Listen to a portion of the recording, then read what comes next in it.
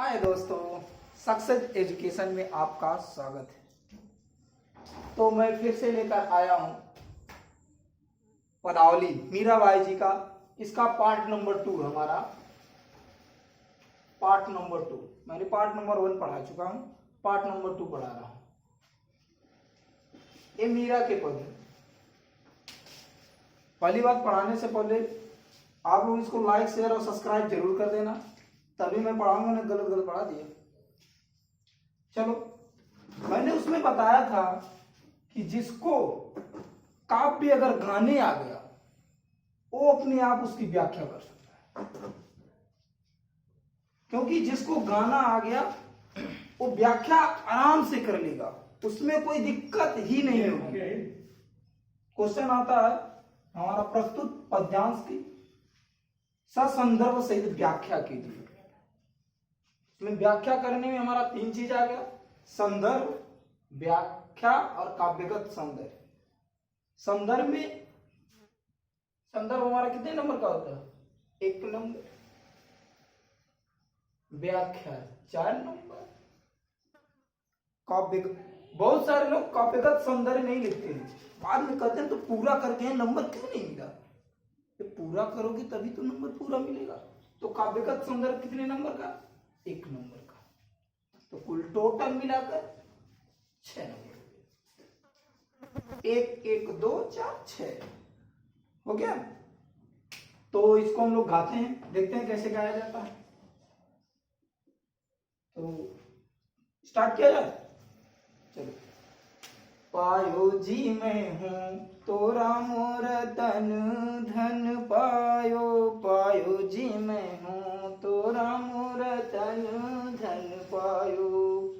वस्तु अमोलक दी मेरे सतगुरु, वस्तु अमोलक दी मेरे सतगुरु, कृपा कर अपनायो। पायो जी मैं हूं तोरा मोर तन धन पायो। जन्म जन्म की पूजी पाई, जन्म जन्म की पूजी पाई, जग में सभी खोआयो। पायो जी मैं हूं तोरा मोर तन धन पायो। खर्च नहीं कोई चोरन लेवे, खर्च नहीं कोई चोरन लेवे, दिन दिन बढ़त सवायो। पायो जी मैं हूं तोरा मोर तन धन पायो। सत की नाम खेवटिया सतगुरु, सत की नाम खिवटिया सतगुरु, भव सागर तर आयो।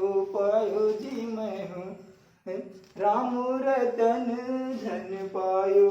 पायो जी मैं हूं तो राम रतन धन पायो। मीरा के प्रभु गिरधर नागर, मीरा के प्रभु गिरधर नागर, हरख हरख जस गायो। पायो जी मैं हूं तो राम रतन धन पायो। तो अब मैं बताता हूं संदर्भ। संदर्भ तो बहुत आसान है। संदर्भ क्या होता है? प्रस्तुत एक काव्य लिख दो या पद्यांश इसको लिखो, तो लिखो प्रस्तुत पद्यांश हमारी पाठ्य पुस्तक। किसके? हमारी पाठ्य पुस्तक किसके? हिंदी के। किसके? पदावली नामक पाठ से, या शीर्षक लिख सकते हो, लिया गया है। इसकी रचयिता कौन? मीराबाई जी। ऐसा इसके रचयिता मीराबाई जी हैं। ठीक। प्रस्तुत पद्यांश हमारी पाठ्य पुस्तक हिंदी के पदावली नामक पाठ से लिया गया है। इसके रचयिता मीराबाई जी। ये होगा हमारा संदर्भ। 1 नंबर पा लिए खटाक। जैसे लिखोगे खटाक 1 नंबर मिलेगा। तो व्याख्या देखें, आराम से एक एक चीज को समझ के व्याख्या करना आराम से। मैंने कहा पायो मतलब पा लिया है, पायो मतलब पा लिया है।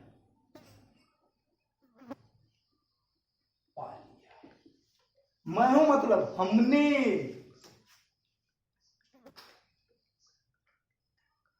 कहां पे लिया है, राम रतन, राम रूपी कैसा धन।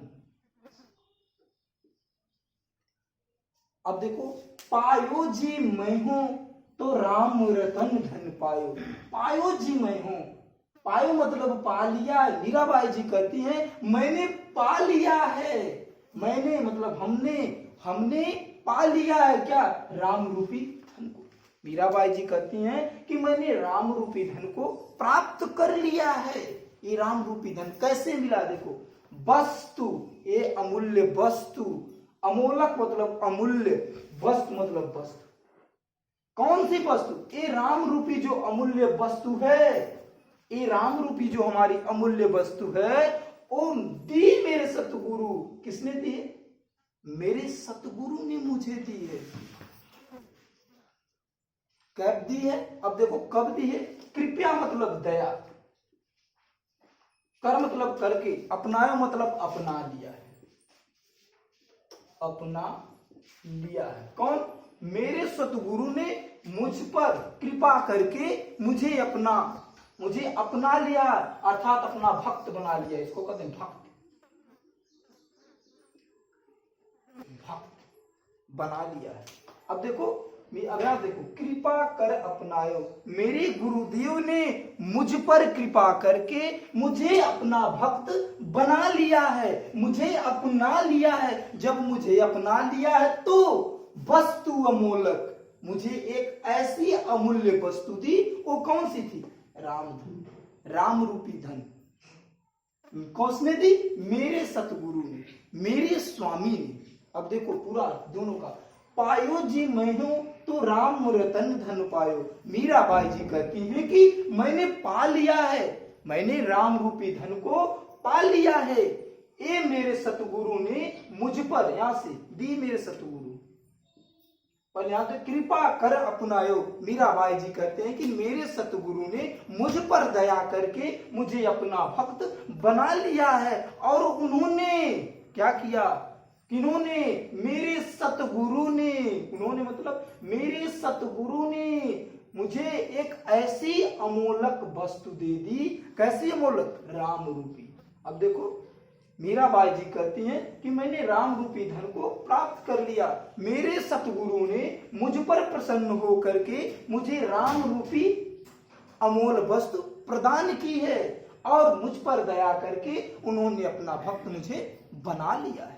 आराम से, कृपया मतलब दया, कर मतलब करके, अपनायो मतलब अपना लिया है। मेरे स्वामी ने, मेरे भगवान ने, मेरे सतगुरु ने मुझ पर कृपा करके मुझे अपना भक्त बना लिया है। जब मैंने अपना भक्त बनाया तो मुझे राम नाम की एक अमूल्य वस्तु भेंट कर दी। आया समझ। अगली लाइन, ये जो उन्होंने अमूल्य वस्तु भेंट की है वो कैसी है, जन्म जन्म की पूजी पाई, जग में सभी खोवाए। उस अमूल्य वस्तु को पाते ही मुझे ऐसा लगा कि मैंने अपने जन्मों जन्मांतर की खोई हुई शक्ति को, पूंजी को प्राप्त कर लिया है। अब मुझे कोई और वस्तु की लालसा नहीं है। मीराबाई जी कहती हैं कि मुझे राम रूपी अमोल वस्तु को पाते ही मुझे ऐसा लगता है कि जन्म जन्म की पूंजी पाई, मैंने जन्मों जन्मांतर की पूंजी को प्राप्त कर लिया है। और क्या किया, जग में सभी खोवाए, जग मतलब संसार को, सभी मतलब सभी, जैसे खोया मतलब खो दिया है। और इस नश्वर संसार को, इस माया से लिपटे हुए संसार को मैंने क्या किया, खो दिया है। अब मुझे फर्क नहीं पड़ता कि ये कैसे लोग हैं, कैसे क्यों हैं, इस लोगों से मुझे कोई मतलब नहीं है, क्योंकि मैंने अपने जन्म जन्म की पूंजी पा ली है। आया समझ में। देखो, जब किसी को किसी से प्यार हो जाए, क्योंकि मीराबाई जो थी इनको श्री कृष्ण से प्यार हो गया था, तो भूल गई थी ये क्या है दुनिया। उन्हें लोग बहुत कुछ कहे लेकिन उन्हें फर्क नहीं पड़ा। इन्हें छुड़ाने के लिए इनके मिस्टर राणा देव थे, कहे कि तुम इन्हें छोड़ दो, भगवान श्री कृष्ण की पूजा करना छोड़ दो, लेकिन इन्होंने छोड़ी नहीं। तब उन्होंने कहा, तो उसी पे किसी कवि ने लिखा है कि राणा जी ने भेजा विष का प्याला, मीरा बाई हासी रे, लोग कहे भई बाबली, सास कहे कुल नासी रे, मैं तो अपने नारायण की आप ही हो गई दासी रे। मीराबाई जी से जब भक्ति का हटाने के लिए कहा गया था तब उन्होंने लिखा। देखो अब मीराबाई जी को भगवान श्री कृष्ण से प्रेम हो गया है, तो इस संसार को उनको माया जाल लग रहा है, तो क्या करेंगे, इसी पर एक गाना चला है, मेरी लगी श्याम संग प्रीत, ये दुनिया क्या जाने। वही मीराबाई जी कर रही है, मेरी लगी श्याम संग प्रीत, ये दुनिया क्या जाने, ये दुनिया क्या जाने, ये दुनिया क्या जाने, मुझे मिल गया मन का मीत, ये दुनिया क्या जाने। तो वही मीराबाई जी कह रही है कि मैंने इसको पाते ही जन्म जन्म की पूंजी को प्राप्त कर लिया और इस नश्वर संसार माया रूपी को छोड़ दिया, त्याग दिया, अब मुझसे ये मतलब नहीं है। अब जो मैंने अमूल्य वस्तु पाई है वो खर्च है, मतलब खर्च करने पर नहीं खत्म होती। ये ऐसी अमूल्य वस्तु है जिसको मैं खर्च करती हूं लेकिन ये खत्म नहीं होती। नहीं कोई चोर न ले, कोई चोर इसे चुरा नहीं सकता। मुझे जो राम रूपी वस्तु धन मिली है उसको खर्च करने पर एक खर्च नहीं होती, इसे कोई चोर चुरा नहीं सकता। क्या होता, दिन दिन बढ़त सवायो, ए दिन प्रतिदिन बढ़ने के सिवाय, सवाय मतलब सिवाय, बढ़त मतलब बढ़ते, दिन दिन मतलब प्रतिदिन, ये दिन प्रतिदिन बढ़ने के सिवाय कभी खत्म नहीं होते। अर्थात जितने भी कहा गया, जब तुम भक्ति में डूबोगे उतना ही कहा गया ना, ज्यों ज्यों डूबे श्याम रंग, त्यों त्यों उज्ज्वल होए। जैसे जैसे आप भक्ति के रस में डूबोगे वैसे ही तुम्हें ज्ञान प्राप्त होता रहेगा। वैसे मीराबाई जी कहे, खर्च नहीं कोई चोर न लेवे, दिन दिन बढ़त सवायो। इसे खर्च करने पर खर्च नहीं होती, इसे कोई चोर चुरा नहीं सकता, ये दिन प्रतिदिन बढ़ने के सिवाय कभी खत्म नहीं होती। अब क्या कहते हैं, सत की नाम खेवटिया, सतगुरु भव सागर तर आयो। सत्य की नाम, जो सत्य की नाम होती है, खेवटिया मतलब खेने वाला अर्थात मल्लाह, सतगुरु मतलब गुरु। जब कहा गया है इस संसार को छोड़कर जाओगे तो स्वर्ग और नरक होते हैं, उसी में कहा जाता है भव सागर होता है। उस भव सागर को कैसे आप प्राप्त करोगे, जब आप भक्ति किए रहोगे। यदि आपके पास भक्ति नहीं है तो कैसे पार करोगे। वही मीराबाई जी कहते हैं, भक्ति का ज्ञान आपको कौन देगा, गुरु। आपको ज्ञान कहां से मिलेगा, गुरु। अर्थात सत्य, किसका ज्ञान, सत्य का। सत्य का ज्ञान कौन देगा, गुरु। तो वही करें, सत्य की नाम खेवटिया, मेरे सत्य की नाम जो है उसको खेने वाला कौन है, मेरे गुरु। अर्थात इस संसार की जो सत्य आप बोलते हो उसकी नाव को खेने वाला मेरे सतगुरु हैं। भव सागर तरे आयो, मैं भव सागर को पार कर लिया हूं। तर आयो मतलब पार कर लिया हूं। जो संसार रूपी भव सागर है उसको मैंने पार कर लिया हूं। इस मोह माया, जिसे कहा जाता है मोह माया जंजाल, जंजाल जानते हो, मोह माया जंजाल से बचने के लिए, सत्य पे चलने के लिए उसके खेवटिया, खेने वाला मल्लाह सिर्फ सतगुरु होता है। सत्य की नाम खेवटिया सतगुरु, सत्य की नाव को खेने वाला, अर्थात भवसागर के नाव को, भवसागर को पार करने के लिए जो नाव होती है उसको खेने वाला कौन है, मेरे सतगुरु है। मैं सतगुरु की कृपा से ही, देखो मैं सतगुरु की कृपा से ही मैं अपने भवसागर तर आयो, मैं अपने भवसागर को पार कर लिया। अब लोग कहते हैं माया क्या होता है। अब बच्चा, एक कहानी में थोड़ा सा सुनाता हूँ। एक बच्चा होता है, माँ के गर्भ में रहता है, वो भगवान से विनती करता है कि हे भगवान मुझे बाहर निकाल दो तो मैं आपकी पूजा करूंगा। ये तो कह देता है, भगवान कहते हैं चलो ठीक है। जब वो संसार में आ जाता है तब भगवान उससे मिलते हैं कहते हैं अब तुम हमारी पूजा करोगे, तो कहता क्या और रोता है क्या, मतलब मैंने कहाँ कहा था, मैंने आपकी पूजा करने के लिए कहाँ कहा था, क्योंकि वो आते ही इस माया के जंजाल में फंस जाता है। अब इसी पर एक और है, कहा गया है गाना ये, सत्यलोक से चला सुगनवा मृत्यलोक में आए, सत्यलोक से चल दिया सुगनवा, अरे सत्यलोक से चला सुगनवा मृत्यलोक में आए, यहाँ आए माया लिपटाए भूल गई नहीं आपन वतनवा, बड़ल हरी बोले काया में सुगनवा बड़ल हरी। वही है, सत्य की नाव खेवटिया सतगुरु भवसागर तरे आयो। इस सत्य की नाव को अर्थात भवसागर पार करने के लिए जो सत्य की नाव बनी है, जो आपको ज्ञान देगा उसके खेवटिया मेरे सतगुरु अर्थात गुरु ही हो सकता है। मीराबाई जी कहती हैं उस भवसागर को मैंने गुरु की कृपा से पार कर लिया है। मीरा के प्रभु गिरधर नागर, मीराबाई जी कहती हैं मेरे तो श्री गोपाल श्री कृष्ण नागर हैं। अब इसी में कहा था भगवान श्री कृष्ण क्या थे, एक अंगुली पर गोवर्धन पर्वत को धारण करने वाले, तभी से उनका गिरधर नाम पड़ा था।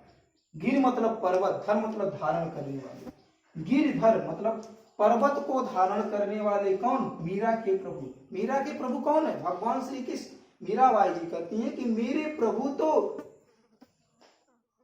क्या है, गिर मतलब पर्वत, पर्वत को धारण करने वाले हैं। अब इसी में हरख, हरख मतलब प्रफुल्लित होकर प्रसन्न होकर के जस गायो मतलब उनका गुणगान करती है। मीराबाई जी कहती है कि मेरे प्रभु तो पर्वत को धारण करने वाले हैं, इसी में प्रफुल्लित होकर के मैं बार बार भगवान श्री कृष्ण की यशो गान करता हूं। हरख हरख जस गायो, हरख हरख मतलब भाव विभोर होकर प्रफुल्लित होकर के प्रसन्नचित होकर के मैं बार बार भगवान श्री कृष्ण को ही पूजती हूँ, आराधना करती हूँ। भगवान श्री कृष्ण के अलावा मेरा कुछ नहीं है। ये हमारा अर्थ था, ये हमारा व्याख्या थी। व्याख्या समझ में आई।